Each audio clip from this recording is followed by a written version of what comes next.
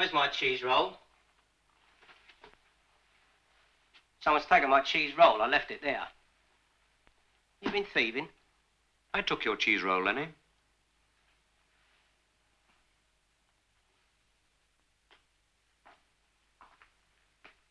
You took my cheese roll. Yes. I made that roll myself. I cut it, put the butter on, sliced a piece of cheese, and put it in between. I put it on a plate, and I put it in the sideboard. I did all that before I went out. Now I come back and you've eaten it. Well, what are you going to do about it? I'm waiting for you to apologise. But I took it deliberately, Lenny. You mean you didn't stumble on it by mistake? No, I saw you put it there. And I was hungry, so I ate it. Barefaced audacity. What led you to be so vindictive against your own brother? I'm bowled over. The Homecoming came through my letterbox in 1965. I had a relationship with Harold Pinter because he'd given me the birthday party when he was an unknown dramatist, and I couldn't do it. But by 65, I was running the Royal Shakespeare Company and very much looking for a modern play which had the kind of verbal precision and the formal qualities that being a classical actor does. So from that point of view, technically, it was terrific.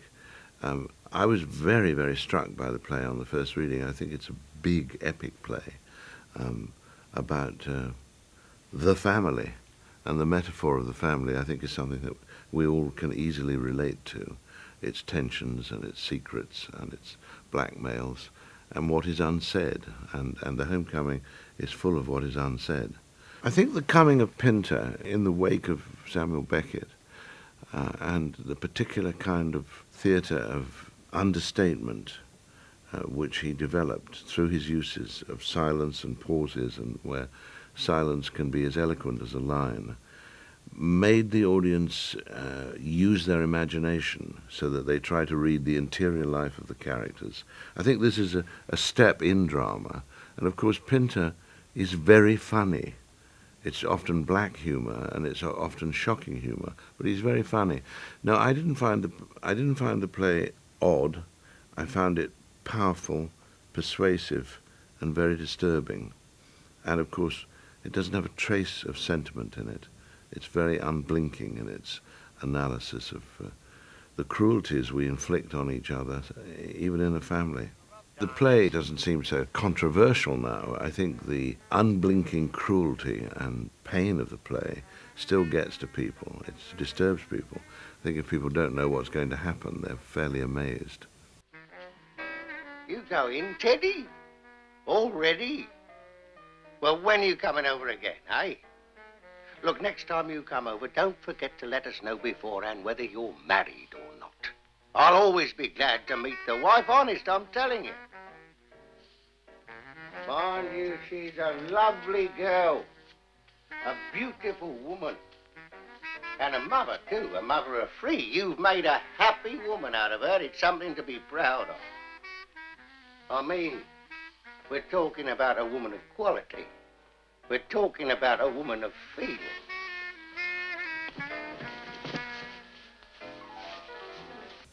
We did the play in London in 65, 66. We did it on Broadway, I think 67. It was about 72, 73, some years later, that we made the film. And I was approached by the Landau organization and this American film theater, the idea of filming plays. I'm not for filming plays. I think plays exist because they're projected and spoken and given to a live audience, and there's an interplay between the actor and the audience, which is once and once only and very precious because it changes from night to night. That's not to say that I think theatre is better than film, or film is better than theatre. I think they're two absolutely different things. In the theatre, you use your imagination. You know that it's not a real room in North London, in The Homecoming. When you go to the cinema, you believe that what the camera saw actually existed, actually happened. So you want there to be, you're not going to imagine a bare stage is a room in Hackney. You want a room in Hackney. So the film, although wonderfully illusionist in the sense that we can cut and move from one image to another, is absolutely based on reality.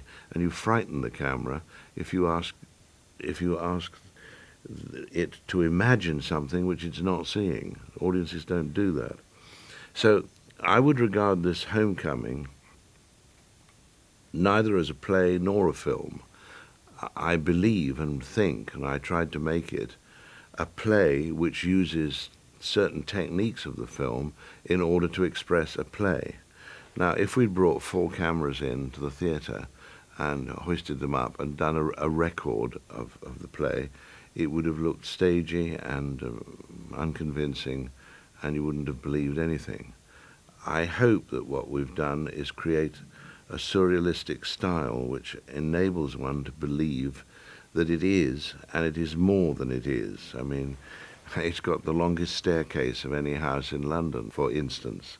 It's a very bare and extraordinary room. It's the way it's shot is, in that sense, slightly stylized, but not very much, and not as much as the theatre was. I felt very secure about it as a project because Harold Pinter's not only a great dramatist, he's one of the best screenwriters in the business. And I knew from just a very brief conversation with him that neither of us wanted to open it out in the conventional movie sense, and that we wouldn't. I mean, the only thing that we do in the film is we go outside the house twice in order to see the taxi arrive, in order to see them arrive, and to see Ruth walking in the middle of the night down this deserted street. And we go once to Lenny's bedroom, where he's listening to what's going on, which is a surprise shot because he's living in modern splendor in the middle of this tumble-down Victorian Hackney house. So but in any conventional sense, it wasn't opened up, and of course not a line of dialogue was changed or altered or anything. But when I was approached about it, I was naturally anxious. First of all, I didn't believe it could make a film, and still don't, in the sense of opening it up. You'd have to go to Heathrow and see them arriving and get the taxi there and so on. I mean, and why would you go with Joey, I suppose, to the boxing establishment where he trains? I mean, these things would all dilute the claustrophobia of the film, and it is that sense that all these passionate warring people are shut in this house, shut in this room, is really what gives it its edge. And I was also obviously worried about the actors bringing down the performance to the right level for camera, and by doing that, not losing the verbal and cruel intensity of what they're saying. There's a very clear distinction here, as far as I'm concerned. An actor on the stage has to play to the audience and tell the audience. He obviously has to project his voice a little bit in order to be heard in a 1,000-seat theatre, which is quite a different level of volume to what you would use in a room. And in a sense, he's aware of the audience, he's manipulating the audience, he's telling the audience what he wants them to imagine. Now, if you do that to the camera takes fright, and you're revealed as someone who is bullying the camera and insisting on something, and you look over the top. The art of great screen acting is to hide and to make the camera beg to see what's going on. The camera comes closer and closer to your heart to try and understand. Now, the problem of filming The Homecoming, one of the great problems, I thought, was how we could get the verbal intensity without being over the top. And I think we succeeded. What kind of a son were you wet wit? You spent half your time doing crossword puzzles. We took you into the butcher's shop, you couldn't even sweep the dust off the floor. We took McGregor into the shop, he could run the place by the end of the week. Well, I'll tell you one thing. I respected my father, not only as a man, but as a #1 butcher. And to prove it, I followed him into the shop. I learned to carve a carcass at his knee. I commemorated his name in blood. I gave birth to 3 grown men, all on my own bat. What have you done? What have you done, you tit? Do you want to finish the washing up? Look, here's the cloth. So try to get rid of these feelings of resentment, Sam. After all, we are brothers. I think the play of The Homecoming is dominated by Max, the character of Max the butcher, this violent, retired butcher living in a house which has expunged all softness, all trace of femininity, because his wife had betrayed him. He is male, sarcastic, belligerent, in many respects a dreadful man, nearing the end of his life and still fighting like a great resentful bull. We were very fortunate in having Paul Rodgers play it on the stage and in the movie, and I think his performance fulfills Harold's desires, but also I think it dominates the film, and so it should. I had a very strange experience over that, actually, because when we were going to shoot it, Harold Pinter said to me, "You must come to Hackney and see the sort of house that I was thinking of." And we went for a walk down this street, and it was the street where we subsequently filmed the arrival of Ruth and Teddy. And as we walked past a house, an old man came out with a walking stick and a cloth cap and a cardigan, wearing sneakers, trainers, and said, "Harold, my boy, how are you? Come in and have a drink." And we went in and had a drink, and I was introduced. And Harold said, "And how is Moisha?" And we heard how Moisha was, and he was a professor of literature at a Canadian university. And my head was buzzing because I thought, is this how The Homecoming happened? Is this the story? And I said to Harold afterwards, "Is this how it all started?" And he said, "Right, I don't know how it all started, but it's some of the triggers, certainly." And I said, "Well, is it the same story?" He said, "No, certainly not." But what really shook me was that I don't remember a moment when we said to Paul Rodgers, "Why don't you wear tennis shoes and a hat and carry a stick and wear a cardigan night and day?" How did that evolve? I don't remember the designer saying that, or me, or Harold Pinter. But there he was, the same Max as we met in Hackney. One of the things that we had to face was that I asked David Watkin, the brilliant lighting cameraman who worked with us, if I could have real depth of focus so that I could hold two shots so that everybody was sharp and we didn't have to decide who was in focus. And he got that by lighting at a huge intensity. And the key light was a light through the window of the house, which was provided by a World War II searchlight, which he found from somewhere. And the heat was just awful. And the actors used to run into the set, do the take, and run out again. I mean, you couldn't stay on the set. But it's what gives it its peculiar and extraordinary look. He was very fond of your mother, Mac was. Very fond. He always had a good word for her. Mind you, she wasn't such a bad woman. Even though it made me sick just to look at her rotten, stinking face, she wasn't such a bad bitch. I gave her the best bleeding years of my life, anyway. Plug it, will you, you stupid sod? I'm trying to read the paper. Listen, I'll chop your spine off. You talk to me like that, you understand? Talking to your lousy, filthy father like that? You know what? You're getting demented. The interesting thing, of course, about Pinter's dramaturgy, the way he writes, is from the first he was using three dots, which are a hesitation, pause, which is an emotional stoppage, a transition, and silences, which are complete crises. And they're differentiated very, very clearly. And the actors have to learn them, and they have to learn they're there before they decide why they're there. Now, when I started directing Pinter, the actors were slightly indignant about these pauses set down. They said, I mean, shouldn't we decide where the pauses are when we know how the scene goes? And I would say, absolutely not. You have to understand that the pause is there because it actually is a line. And you may not say anything, but you have to express something. And our task is to find out what that expression is.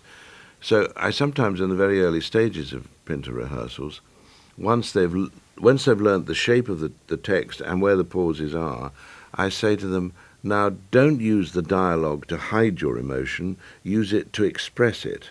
So play it now melodramatically with the feelings outside. And that, of course, is terrifying. And then they have to bottle all those feelings so that the text contains them and the pauses are the transitions. I remember, Harold never rewrites. He considers his plays down to the last comma. They're immaculate. He wouldn't give you a play that, in his view, wasn't finished.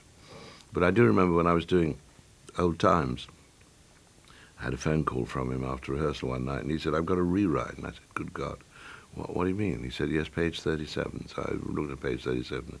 He said, second speech, just after it, cut the pause. Now, he said that with a genial smile in his voice, but the extraordinary thing was he was right. With the pause removed, the scene took off. Now, I think you'll find if you watch the film with the text in your hands, that the text is not only accurate, but that the pauses and silences are absolutely well placed and are correct. And, of course, film helped us do that in a rather interesting way, which I think perhaps many people don't quite pick up. Normally speaking, you edit a film, the juxtaposition of shots, according to visual needs, and the dialogue shape is often in counterpoint to that. I edited The Homecoming on the rhythm of the text, on the pauses, on the silences, on the actual shape of the words. And that isn't very often done, and I wouldn't dare do it unless I had an immaculate formed text like Pinter's. But that did pay off, and that gives the film, I think, a very hard edge. How are you? Look, I'd like you to meet... How long have you been in this house? All night. All night? I'm a laughing stock. How'd you get in? I had my key. Who's this? I was just going to introduce you. Who asked you to bring tarts in here? Tarts? Who asked you to bring dirty tarts into this house? Listen, don't be silly. You been here all night? Yes, we arrived from Venice.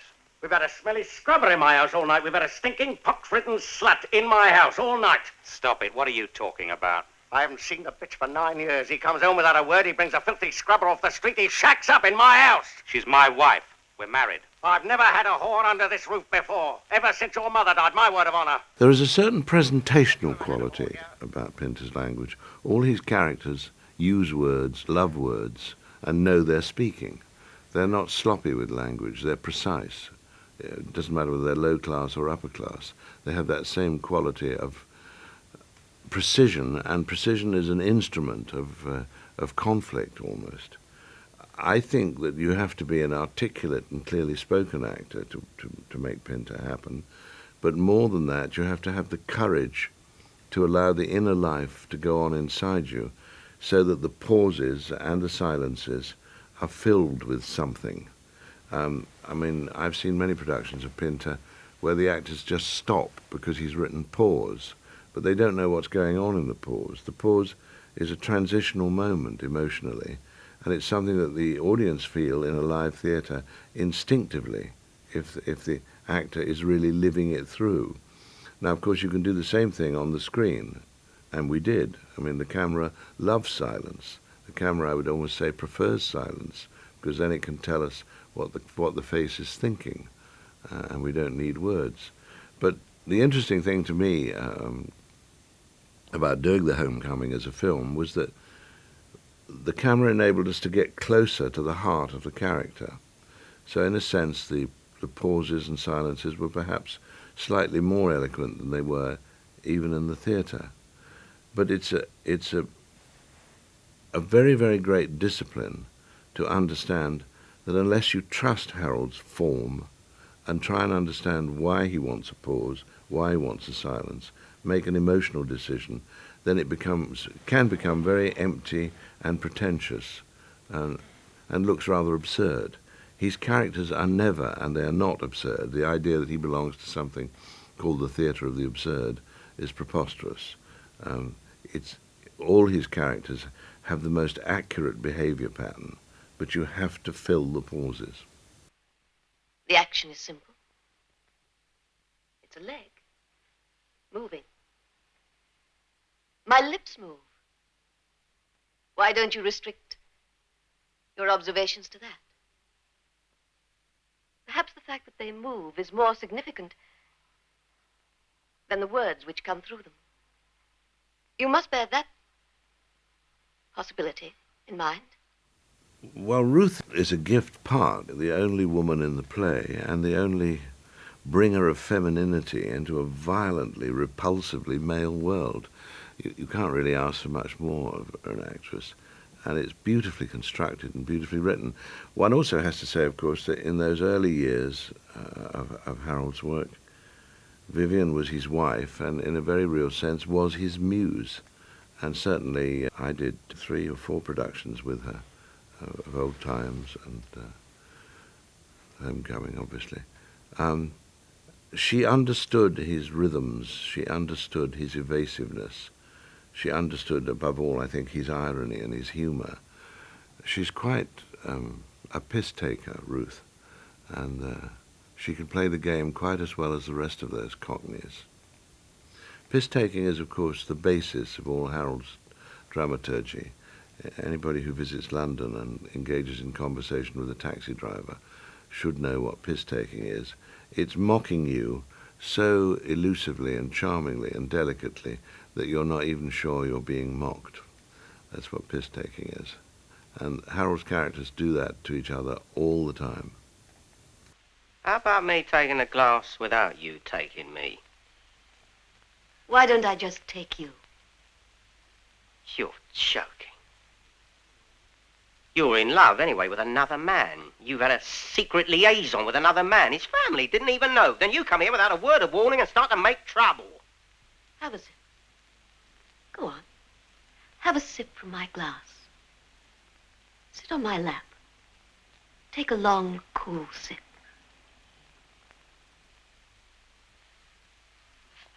Put your head back and open your mouth. Take that glass away from me. Lie on the floor. Go on. I'll pour it down your throat. What are you doing? Making me some kind of proposal? Of the people who can really speak Shakespeare's verse as something witty, cool, and trippingly on the tongue, fast, which is Shakespeare's own recipe, trippingly on the tongue, Ian Holm was way up there with Judi Dench, Michael Bryant, Diana Rigg, that whole generation, Ian Richardson, I could go on. They all spoke Shakespeare twice as fast as it had been spoken and very wittily. He's immaculate, Ian Holm, and the reason he's immaculate at Pinter is because he's immaculate at Shakespeare. I think Ian Holm is the definitive Lenny, and he was one of the products of my 10 years at the Royal Shakespeare Company. He was there, I think, for 7 years of that time. And it's extraordinary to think that when he created Lenny, he was always also playing Richard III, the dreadful crookback villain in the Henry VI plays and in Richard III itself. And he then went on to play Prince Hal and Henry V in the Henry IVs and Henry V. So he was the most potent classical actor of his generation at that particular moment. And there he was in Pinter playing a Cockney spiv with such malice, such sexuality and such wit. I think he's one of the wittiest actors around. I have great admiration for him. And there she was, up against this wall. Well, just sliding down the wall, following the blow I'd given her. Well, to sum up, everything was in my favour for a killing. Don't worry about the chauffeur. The chauffeur would never have spoken. He was an old friend of the family. But in the end, I thought, nah, why go to all the bother? You know, getting rid of the corpse and all that. Getting yourself into a state of tension. So I just gave her another belt in the nose and a couple of turns of the boot and sort of left it at that. How did you know she was diseased? How did I know? I decided she was. I'm rather neurotic about preservation. I've not made many movies in my life, and I don't think I'm a natural movie maker. I love making film, and of course people always say, but don't you want to make film so that you can leave something behind? I'm not terribly interested in leaving anything behind, really. And I have nothing. I've been a theatre director for 50 years, and I think done now about 350 productions of plays and operas, and I have no record of them at all, and they've gone like soap bubbles. So I wasn't particularly sad to see the Homecoming go, but you know, when the film is got out and reappraised and praised again, and the actors are given adulation for the job they do, of course I feel good about that, and that's very pleasant. But of course, if the Homecoming film exists in 50 or 100 years' time, it will look very old-fashioned and very peculiar, because everything does. The signals that you give out in performing art have to be contemporary, and those signals change. And as they change, we lose touch.